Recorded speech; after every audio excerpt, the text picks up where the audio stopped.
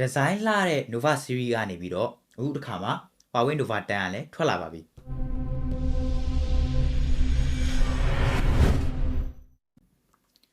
အားလုံးပဲမင်္ဂလာပါ THM review ကနေပြီးတော့ကြိုဆိုပါရစေဒီနေ့မှာတော့ကျွန်တော်က Huawei Nova 10ဖုန်းလေးကို first impression video လေးတင်ဆက်ပေးသွားမှာပဲဖြစ်ပါတယ် Okay စကြရအောင်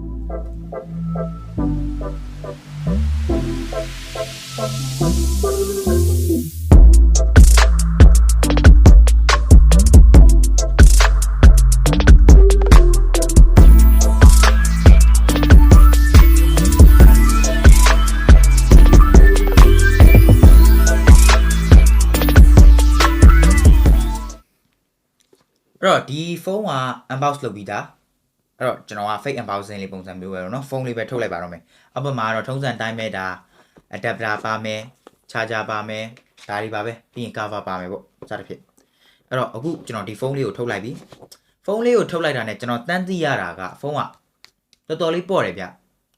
လက်ထဲမှာကင်လို့ကင်နာမှန်းတောင်မှမသိရဘူးတော်တော်လေးပေါ့ပေါ့ပါပါရှိနေတာကိုတွေ့ရပါတယ်ကျွန်တော်အနေနဲ့တော့ဒါလေးကိုတော်တော်လေးကြိုက်ပါတယ်အဲ့တော့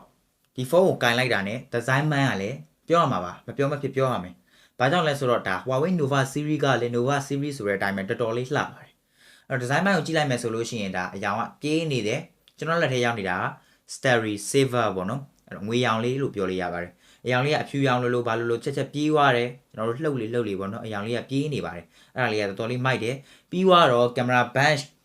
မှာကင်မရာ3လုံး downlight တက်ဆင်ထားပြီးတော့အဲ့ဒါအောင်မှဘေးမှာရွှေရောင်ကွက်လေးကွတ်ထားပေးပါတယ်အဲ့ရွှေရောင်ကွက်လေးမှာဆိုလို့ရှိရင်ဒါက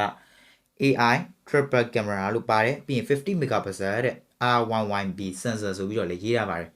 အဲ့တော့ဒါလေးကတော်တော်လေးမိုက်တယ်ဗျာအလဲကတလုံးကိုလည်းသူကဘောင်လေးထပ်ပြီးတော့ကွတ်ထားပေးပါသေးတယ်ဘေးမှာမှ flashlight ကတီးတန်းရှိတယ်ပေါ့နော်အခုမှဆိုလို့ရှိရင်တော့ထုံးစံအတိုင်းပဲ Nova ဆိုတဲ့စာသားလေးပါမယ်ပြီးရင် Huawei ဆိုပြီးပါမှာဖြစ်ပါတယ်အဲ့တော့ဒီ Nova ဆိုတဲ့စာသားလေးကအရင်လိုမျိုးဟိုတပြင်းကြီးတဲ့ခန်းစားရတာမျိုးမဟုတ်ဘဲနဲ့အိမ်နာရောက်ဝိုင်းနည်းလေးကြမ်းကြမ်းလေးဖြစ်သွားတယ်ပေါ့နော်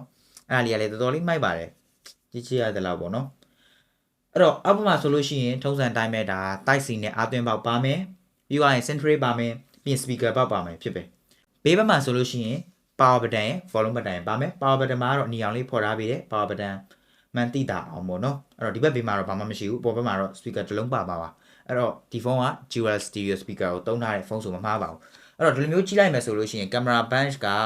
နည်းနည်းလေးတော့ထူထွက်နေတယ်ပေါ့နော်သို့တော်လည်းပဲ तू ကဘေးက shake လေးတွေလှုပ်ထားပြီးတဲ့အတွက်ထူထွက်တော်လည်းပဲလှတယ်လို့တော့ပြောလို့ရပါတယ်အဲ့တော့ display ကတော့ waterfall display ပေါ့နော် curve display ဖြစ်တယ် curve ဆိုတာကလည်း select cut လှုပ်ထားတဲ့ curve မျိုးတော့မဟုတ်ဘူးတော်တော်လေးတက်လှုပ်ထားတဲ့ curve display ဆိုလို့ရှိရင်မမှားဘူးအလေးချိန်နေနဲ့ဗျာ168 gram ပဲရှိတယ်အဲ့တော့တော်တော်လေးကိုပေါ့တယ်လို့ပြောလို့ရပါတယ် OLED display ကိုတုံးထားတယ် 6.67 inch ရှိပါတယ်120 Hz refresh rate လည်းပါသေးတယ် HDR တန်းနေပါ 1080p plus resolution လည်းဖြစ်သေးတယ်ဆိုတော့ display ဘက်မှာဆိုလို့ရှိရင်တော့လုံးဝအနှစ်ကြီးလို့ပြောလို့ရတယ်ဒါပေမဲ့နေအောင်ထဲမှာသုံးရင်ဘယ်လိုနေမလဲဘယ်လိုနေထားမှရှိမလဲဆိုတာလည်းကျွန်တော်အနေနဲ့အသေးစိတ်စမ်းပြီးရင် full review မှာလည်းပြောပြပေးသွားမှာဖြစ်ပါတယ် platform အနေနဲ့ကတော့ China ထဲမှာဆိုလို့ရှိရင် Harmony OS 2.0 နဲ့လာပြီးတော့ Europe ဘက်မှာဆိုလို့ရှိရင် EMUI 12နဲ့ပေါ့နော်ကျွန်တော်လက်ထဲမှာရောက်နေတဲ့ Huawei မြန်မာတင်သွင်းထားတာကတော့ EMUI 12နဲ့ဖုန်းလေးပဲဖြစ်ပါတယ်အဲ့တော့ဒီဖုန်းမှာစိတ်မကောင်းစရာကတော့ထုံးစံအတိုင်းပဲ GMS မပါဘူး Huawei Mobile Service HMS နဲ့ပဲဖြစ်ပါတယ်အဲ့တော့ဒီ HMS ကကျွန်တော်တို့ဒါနောက်ပိုင်းမှာတော်တော်လေးလှုပ်ဖြစ်လာတာကိုတွေ့ရတယ်အရင်တော့ဆိုရင် Huawei Mobile Service ကိုသုံးထားတဲ့ဖုန်းတွေမှာဆိုရင် download လုပ်ရအရင်ခက်ပါတယ်အဲ့တော့ application တစ်ခုခုကို download လုပ်မယ်ဆိုရင်ဘာလို့လုပ်ရမှမသိဘူးအခုခါမှာတော့ Peter Search တွေ Peter Video Editor တွေစသဖြင့် application တွေကလည်းပါလာတဲ့ဒီ application တွေကတော်တော်လေးအသုံးဝင်တာကိုတွေ့ရတယ် software တွေ down မယ်ဆိုရင်လည်းအရင်ကလိုမျိုးခက်ခဲနေတာမျိုးမတွေ့ရတော့ပါဘူးဥပမာ Android application တစ်ခုဖြစ်တဲ့ Pixel Lab ဆိုရင်အရင်တော့ Huawei မှာ GMS မပါလို့ပေးမဝင်ဘူးပေးသုံးမှုမရဘူးအခုတစ်ခါမှာတော့ဒါပေးဝင်တယ်သုံးလို့လည်းရသွားပါပြီအဲ့တော့အဲ့လိုမျိုးဟာလေးတွေတော့ရှိလာတယ်ပေါ့နော်အဲ့တော့ developer တွေအနေနဲ့ကလည်းလိုက်လံပြီးတော့မှ GMS မပါဘဲနဲ့သုံးလို့ရအောင်လဲလိုက်ပြီးတော့လှုပ်လာကြတာကိုလည်းတွေ့ခဲ့ရပါတယ်ဒီဖုန်းမှာဆိုလို့ရှိရင်တော့ chipset အနေနဲ့ Qualcomm ရဲ့ Snapdragon 778G 4G chipset ဖြစ်ပါတယ်အဲ့တော့ Huawei ကလည်းအချို့တော့အခက်ခဲတွေကြောင့် 5G တော့မလာသေးဘူးလက်ရှိကျွန်တော်တို့နိုင်ငံမှာလည်း 5G တော့မရသေးဘူးတိုးတော်လည်းပဲ 5G ပါလို့ရှိရင်တော့ပို့ပြီးတော့ကောင်းတာပေါ့ဗျာဒါကတော့ကျွန်တော်တို့ရဲ့ဒါပြောနေကြစကားပါပဲအဲ့တော့ 5G နဲ့ပါတဲ့ဖုန်းတွေကိုတော့ brand အားလုံးပေါ့နော် Huawei မှာမဟုတ်ပါဘူး brand အားလုံးပို့ပြီးတော့တွင်းသေးချင်ပါတယ်ကင်မရာအနေနဲ့ကတော့50 megapixel main camera 8 megapixel ultra wide 2 megapixel ဓာတ်တို့ပဲဖြစ်ပါတယ်အဲ့တော့ဒီကင်မရာ3လုံးက triple camera setup ကဘယ်လိုနေမလဲဆိုတာတော့ဆက်လက်ပြီးတော့စမ်းသပ်ပြီးရင်တော့ပြောပေးမယ်8 megapixel ultra wide ကတော့နည်းနည်းလေးနည်းနေသေးတယ်လို့တော့ခန်းစားရတယ်တိုးတော်လည်းပဲအသေးစိတ်စမ်းပြီးလို့ရှိရင်ဘယ်လိုနေမလဲဆိုတာလည်းပြောပြပေးသွားမှာပဲဖြစ်ပါတယ် selfie အနေနဲ့ကတော့60 megapixel selfie camera ဖြစ်တယ်100 degree ထိတောင်မှ wide ဖြစ်တယ်လို့ပြောထားပါတယ်လက်ရှိကျွန်တော် selfie ကိုစမ်းကြည့်သလောက်ပါလဲ selfie ကမစိုးဘူးတော်တော်လေးမိုက်တယ်ပြီးသွားလို့ရှိရင်အရှိတ်ဘက်မှာပါလာတဲ့ camera ကိုလည်းကျွန်တော် portrait လေးပေါ့နော်ဒီမှာရှိတဲ့အရာလေးကိုပဲစမ်းကြည့်လိုက်ပါမယ်ဒ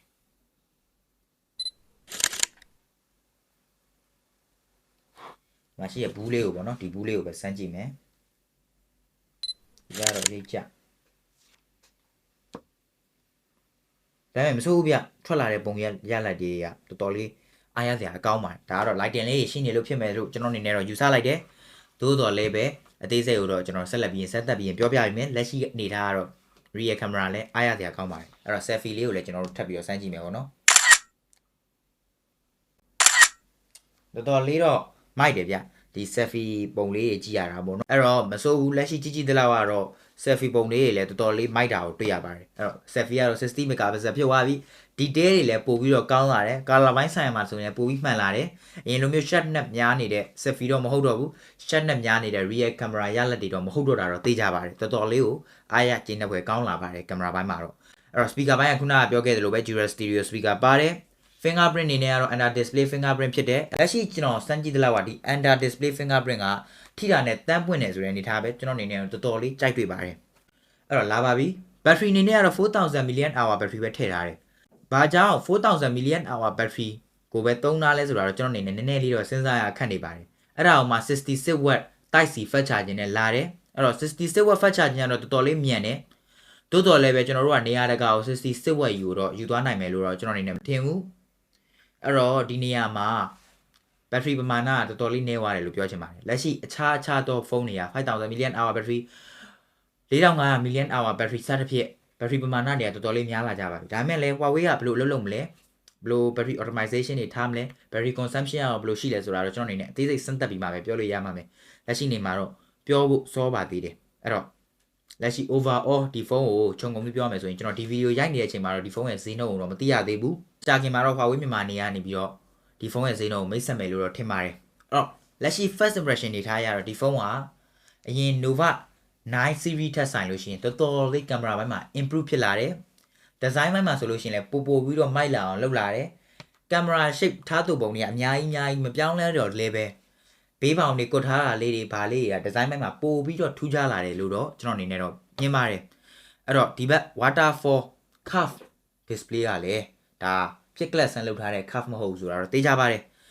အရှိမကလည်း60 megapixel ဖြစ်သွားတဲ့အတွက်ကြောင့်နည်းနည်းလေးတော့ punch hole ကတော့အပေါက်ကြီးသွားတယ်ပေါ့နော်အဲ့ဒါခုတော့ရှိပါတယ်ဒီနေ့ဗီဒီယိုလေးကတော့ကျွန်တော် Huawei Nova 10 ဖုန်းလေးကို first impression ဗီဒီယိုလေးတင်ဆက်ပေးခဲ့တာပဲဖြစ်ပါတယ်ဒီဗီဒီယိုအဆုံးထိကြည့်ရှုပေးကြသူတယောက်ချင်းစီတိုင်းကိုအထူးပဲကျေးဇူးတင်ပါတယ်ကျွန်တော်ကတော့ THN review page ကတထုနိုင်မယ်ဖြစ်ပါတယ်ဒီဗီဒီယိုကြိုက်လို့ရှိရင်လည်း like and share လုပ်နိုင်ပါတယ်နောက်ထပ်ဗီဒီယိုမှာထပ်တွေ့ကြအောင်အားလုံးပဲသက်သာပါ